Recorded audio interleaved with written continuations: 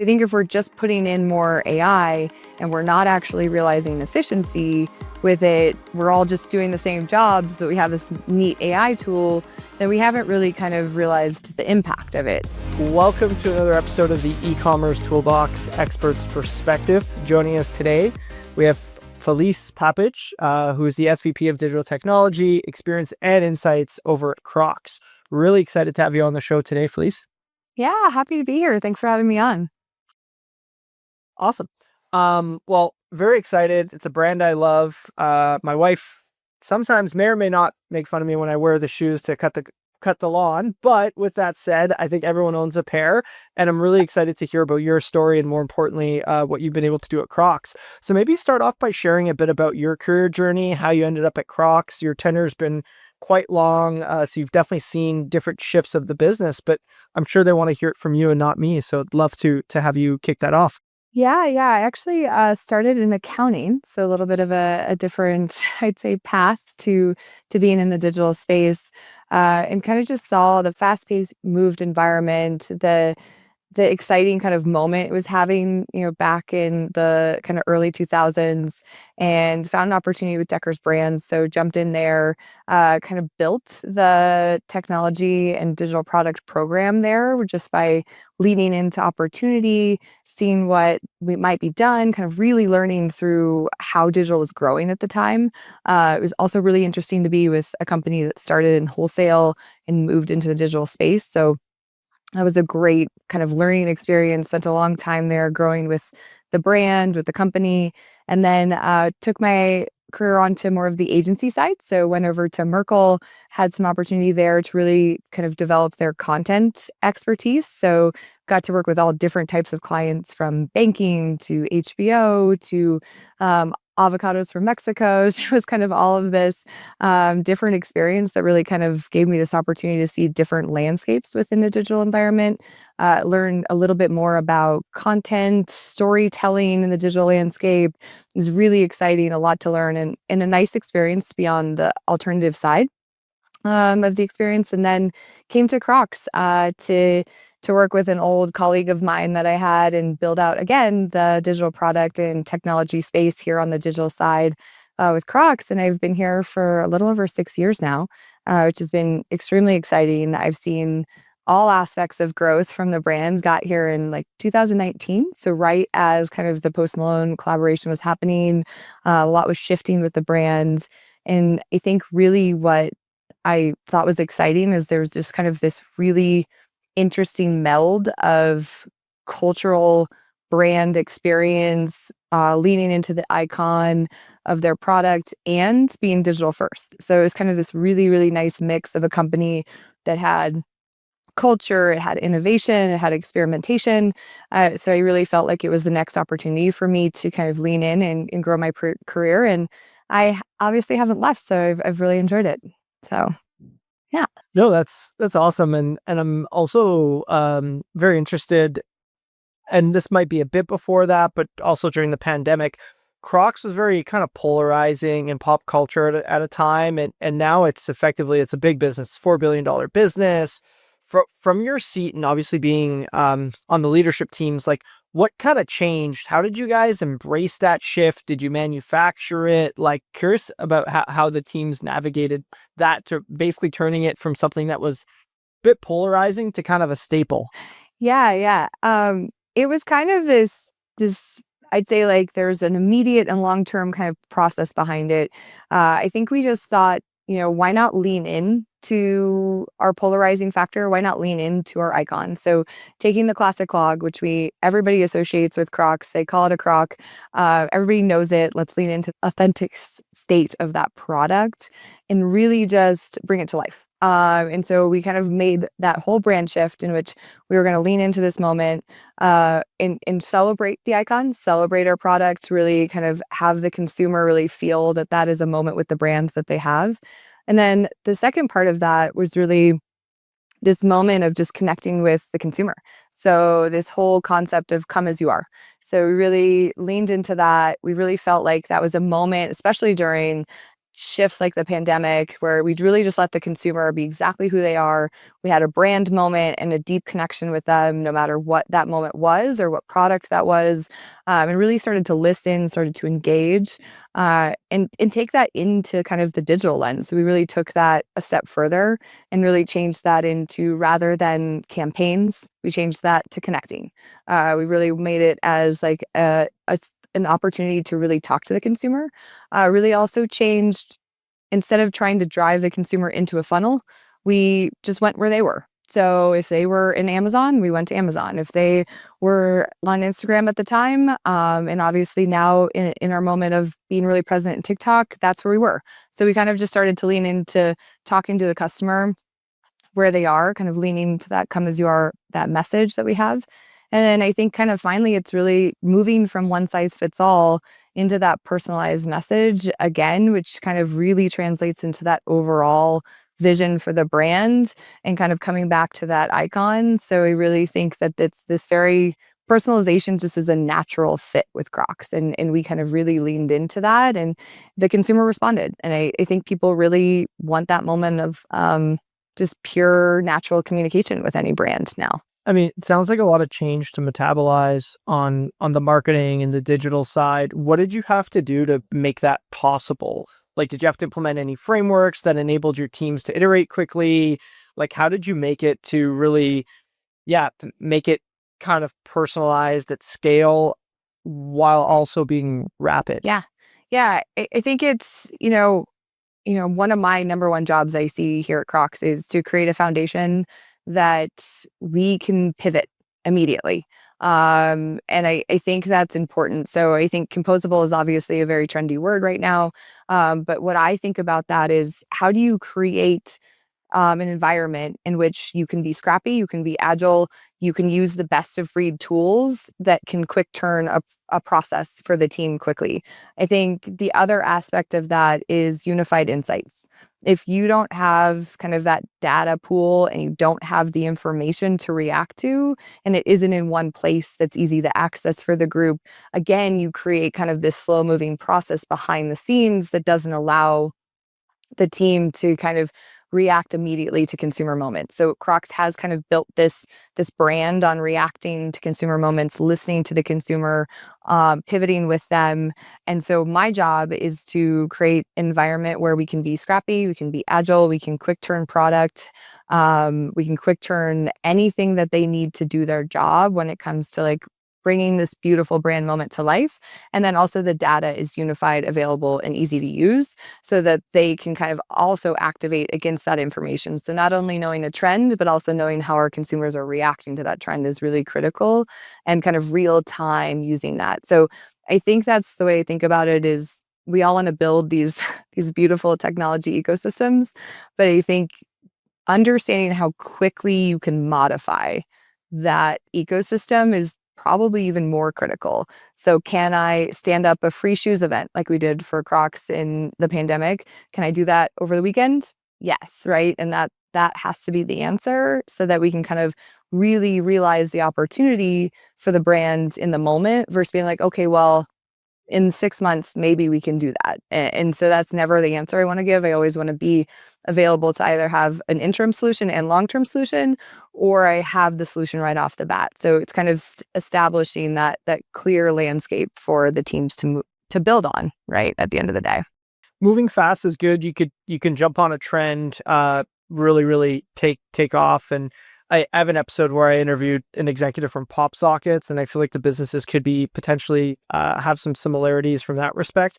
Talk to us a bit about jumping on trends, making sure you're agile. Have you had to set up guardrails for your team to make sure that they don't potentially hop onto the wrong trend and that could kind of blow up in your face? I'm curious if you've ever had those types of situations happen, or the processes you put in place to potentially prevent those. Yeah, I think so. We've experimented a lot at Crocs. I think we have tried things that have worked and things that haven't worked. I think the questions that you have to ask yourself up front when you are looking at these opportunities are very much like, if it fails, what happens? Right? You have to be really honest with yourself about, if this doesn't work, What are the impacts when we evaluate it? And then these guardrails that you have to put there have to be like, how do you take this feature to market? So if we talk about something like TikTok Shop, when we evaluate it, we were kind of one of the first brands to move on it. So the larger scale brands, I should say. And the question was, should we go with a limited assortment? Should we start off testing fulfillment? Should we see how this all works, right? And kind of have those guardrails that allow us to test a high opportunity, but a highly visible opportunity with the right product, with the right moment for the brand, and then also the right content. That took a lot of testing, that took a lot of back and forth. And then I think finally you have to ask yourself, where's the stop point, right? Where is the part where we say this isn't gonna work and we have to walk away and we have to say we put a lot of energy and time and effort, but the long-term impact of this is not right for us. So I think if you kind of ask yourself those three questions right up front, and you know the answers, all of leadership is aligned on those answers, then I think if it works, then you have this great moment and you have acceleration, you're a first to market here, you have a lot of opportunity. And if it doesn't, you all know when that pivot point is, right? And you all know what the results could be, you know what the impact could be. So everybody's aligned up front as to like what the risk you're all kind of signing up for. So I think that allows us to be a lot more comfortable with kind of jumping in, going fast, learning, and kind of learning on the spot. And then I think we leverage that for the next question, right? That we're going to ask ourselves when the opportunity comes. You mentioned TikTok Shop. Yeah. I know that could be a really good source of data, but that could also come with a lot of noise. Talk to us a bit about how you've been able to leverage social media or TikTok trends to really ingest the data and adjust whether it's your sales strategy or product strategy on the back of that. Yeah, I think, for us, we're really excited about what TikTok can do for all of our channels. So what we're actually seeing is that while TikTok is a direct converting channel, right, we're right in the TikTok shop, we're also seeing just the opportunity that it provides us as a brand. So we're having this really authentic moment, as I mentioned, authenticity earlier in the podcast. We really try and embrace our fans. We try and embrace the content. We try and leverage all of them. So we've really had this moment of just leveraging all of these amazing content creators that already exist in the TikTok space. And they kind of speak to their own fans. They have their own following. They kind of move the needle for us on that aspect. And so we're really learning that the community is the most powerful tool when you think about brand building in the social space. And then the other aspect is really learning that if a product is on TikTok, not only is there direct conversion there is opportunity for us to impact all of our other channels, including our .com, including our wholesale partners. All of those aspects kind of come to life because you have this wildly diverse community that kind of speaks to every different type of person. Again, kind of circling back to that come as you are momentum that we have is TikTok is this great space to just have every type of influencer and every type of creator talk about these shoes and effect across the board. And then we're also seeing just a lot of opportunity to speak to new customers that we wouldn't have reached that, are in this space. They see something from somebody they're following and they kind of gravitate towards it. So it's been a really great moment for us to start to expand our reach as a brand without having to do it from the brand handle directly. So. And you recently just spoke at eTail Boston about personalization at scale. And this actually touches on, we recently just released our 100th episode. And one of the things that our CTO said on the podcast was AI is just a technology that you use to accelerate to an outcome, which really, really stuck out to me. And I'm curious to hear now that kind of eTail Boston's come and gone, you talked about personalization at scale and really using data and AI to have a really good unified experience. Maybe talk to us a bit about everyone's hot topics are personalization and AI or some variation of that this year. Maybe talk to us a bit about what you learned, what your talk was about, and maybe if there was anything that you learned during the show that you could take away as like an actionable, concrete example of this working in the field. Yeah. I mean, I agree with you, right? It's a lot of people talking about it, and it's hard to kind of distill down into tips and tools and things you can leverage each one of us as we kind of go into our day-to-day life. So, the way I kind of think about it is, we have been really kind of leaning into AI, but I think you have to kind of take a step back and be like, what's your use case? And I think that's really, really critical as all of us kind of lean really hard into this new technology because we're all excited about it. It's a buzzword. It's one we all want to be a part of at this kind of accelerating growth. But I think you have to sit back and be like, what am I solving when I do this? And that's going to be kind of that critical moment that we're gonna get the most out of the technology. Because I think if we're just putting in more AI and we're not actually realizing efficiency with it, we're all just doing the same jobs, but we have this neat AI tool, then we haven't really kind of realized the impact of it. So, when we talk about it, I think we've really seen some key opportunity for personalization of marketing and content. That has been huge. We have leaned into that across the board, and it's not, creating net new images. It's just making modifications to backgrounds or things of that can like change how that image shows up for a different person or a different segment. So I think that one has been really critical for us. I think the other one is just leveraging our current vendor stack that is also bringing AI to life. So that I think has been another one of not trying to reinvent everything that's out there or trying to buy something net new, of really looking at all of our partners and saying, are we already using AI with them? What can we do next with them? I think search and merchandising is another critical factor that we brought to table of how do we use AI to do more, to get more efficient, to reach more customers, to have better results. And the results have been amazing. We've seen really critical kind of return there. So I think it's about really, again, outlining your use case, finding what you need to do, then leaning into the automation associated with AI, and then how to scale. And so I think it's kind of thinking about it like, for lack of a better phrase, of crawl, walk, run, in the AI space, because if you just kind of start to like go all the way to run, you kind of forgot why you needed it in the first place. So I think the impact is really important as we think back to it. And a lot of what I heard after my talk at ETAIL was very much that people were really struggling to see results, right? They were bringing it in, they weren't seeing the impact. And I think if you go back to use cases up front and you kind of narrow that in, then you're going to realize the impact a little bit better rather than just being like, we're using AI, which kind of, I think, gets all of us, right? We all want to lean in. It's a fun technology. It's interesting. But I think kind of circling back to the front side of it will always help the team. So. No, it's true, and I think there was also a point in time where leadership teams and boards were asking people like, "What's your AI strategy?" And the outcome of that is you get a lot of AI things that may actually be working against your results. Um, can you think of something that maybe it was trendy or something that you thought could drive value that you guys decided to not implement because it kind of violated some of the fundamentals of ecom? Like, for example, you can implement this really cool widget, but it's going to slow down the website to 3 seconds, right? So, like, is it really worth it? Is there something that you can kind of think of, and how do you think of a framework for making those decisions when it comes to innovating, but also not fundamentally going against some of the ecom principles? We'll say. Yeah, it's a hard balance, right? You have to find this very, I'd say, fine line in between, experience and engagement and all of those really important metrics that, no one wants to discredit, but then also the conversion, right? The transactional aspects of your website, of your app, or whatever platform you're kind of servicing.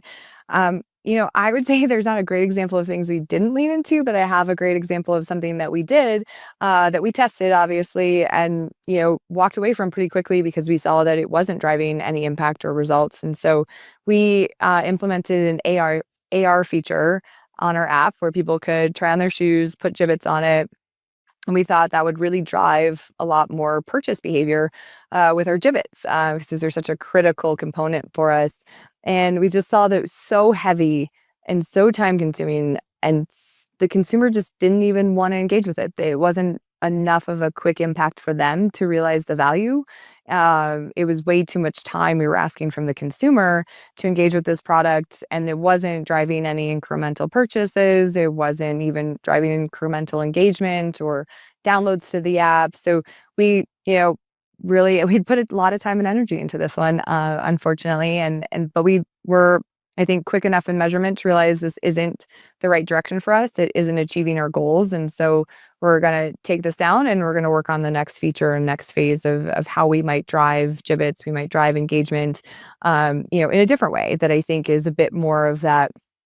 I think you have a small amount of time with your consumer. So you have to give them engagement, you have to give them interest, you have to give them content. You also have to give them an environment that is friction free, right? So one that they are excited about, that gets them where they want to get. So if you create more of a barrier by trying to create an experience, you're not doing your job for them, because you're making it, they have to make more decisions to get to their end result, which I think is kind of always something we think about is, are we actually creating a better environment for our consumer, or are we creating a harder environment and speaking to ourselves when we bring this to life? So I think that's something you have to always ask yourself. And then, the age-old concept of A/B testing, right? To A/B test everything. If you're not sure, if you're kind of going after a little bit of a new experience, or you're thinking about something, you should always test it. You should always see what your consumer tells you and listen to that, right? I think there's always this instinct to what you want this new technology to work. You want it to be there. You want it to be exciting. I think you have to be willing to say the consumer's telling you it's not working, and you have to be able to kind of move on and iterate to the next phase of that. Yeah, it's funny to hear you say that. The first 2 years of Noibu was actually an AR/VR company, Yeah. and to your point, it actually drives down Yeah. conversion, and it took us a little too long to come to that conclusion. 2 years of my Yeah. life went dedicated to that, but it's funny to hear you say that. On the back of that, talk to us a bit about some of the learnings from the kind of the Justin Bieber collaboration. I Mhm. know it created some potential, there were spikes in traffic, maybe some Yeah. stability issues. How did you think about resilience on the back of that? Those moments are always great in a sense, but in another, they can create scar tissue. So maybe talk to us a bit about your learnings on the back of that. Yeah. Yeah. I mean, like you said, it's always exciting to we have so many people interested in this product that we have stability issues, right? But then on the other side, it's how you handle that. Like, again, my job is to make it so that the consumer can get what they want. And so I think what we did is to be honest, during that time frame, we did a ton of experimentation. We brought to market a bunch of different tools. We tried to find the best way to make this fair for the consumer, make sure our site could handle the volume that was coming in, and make sure that we as a brand, obviously, brought this product to life with our partner in the best way possible. So we had a lot to learn there. We had to bring in platforms that mitigated bot traffic. So that was kind of the big one, honestly, is that it's not necessarily consumer themselves that drive instability when these collections launch. It's very much the bot traffic that comes in. So we brought in some tools to obviously mitigate, handle that. We leverage them today, and it's really important, even honestly, from like a security standpoint. So that's been a great addition to kind of our technology stack to really kind of bring that. The other thing we tried was like entry options and raffles and things like that, which honestly gave us more information about what the consumer was asking for, right? So every consumer that was coming there, you gave us what they were looking for, so we could kind of leverage that for future product development, that opportunity. But again, the consumer kind of had a bit of impatience there with that solution. And then I think, to be honest with you, as most companies are moving to composable, that environment actually can handle that type of volume much better, right? So our app can handle that volume. Our site's getting to a point where they can handle that volume a lot better. So you think this growth in this movement most brands are having towards these like more segmented tech stacks and these edge computing, which is, I know, a very technical term to throw out there, but kind of this environment creates more stability for high volume opportunity like that. So I don't think we figured out the total solution yet, but we're really just continuing to experiment and trying to find like the best way to get our product to the consumer in the easiest way. And I don't think that journey is ever going to be done. We're always going to be kind of testing the best way to do that. Very cool. And as we look to wrap up, I'm curious to hear your thoughts. Like looking forward to the next 12 to 18 months, what's kind of one trend that you think is going to emerge, and what's one trend that you think is going to die or potentially decrease in value? Tough question. Um, you know, I don't think it's going to emerge, but I do think AI has unlocked personalization in a different manner. I think it's going to fully accelerate because before the blockers were I can't create that much content. I can't execute on that many segments. I can't, make that many different pages, right? Or that many ads. And now you have ways to automate that and you have ways to kind of accelerate into that. So I would say it's not new, but I do think it's going to take a full fast track. I think unknown to most of us of what this will look like in 6 to 12 months, because I do think all of those blockers that were really hard to make personalization a reality are now unblocked. And so I do think that's going to be kind of this moment that we're all going to see of just like full acceleration of like this one-to-one concept we've all talked about for a really long time, but haven't really realized. And then I think a trend that we're looking that will go away. I don't know that there's anything in particular I would say is necessarily going to die because I think there's kind of a use case for everything. Um, but I would say, we're probably looking at, you know, the concept of, I think just thinking about things in segmented channels will probably start to shift. So I don't think as we think of them as, oh, you have to be selling over here in this marketplace, or you have to be selling on .com and here's your .com team. You have to be selling in retail and here's your retail team. I think that we're starting to already see this, but I do think that we're going to just start to see it like blend more and more where we just talk about being where the consumer is, where it doesn't matter which team it is. It doesn't matter who's executing. It's that we're going to be where the consumer is and we're going to give them that information and that product. And that's going to change. The consumer changes faster than we're all ready for them to change. They have moved way over on the other side to social purchasing, and they're probably going to make another jump here. And we all need to be there. And I think we need to stop siloing into like servicing those channels and just think about it as a full-blown ecosystem in which we kind of service the consumer.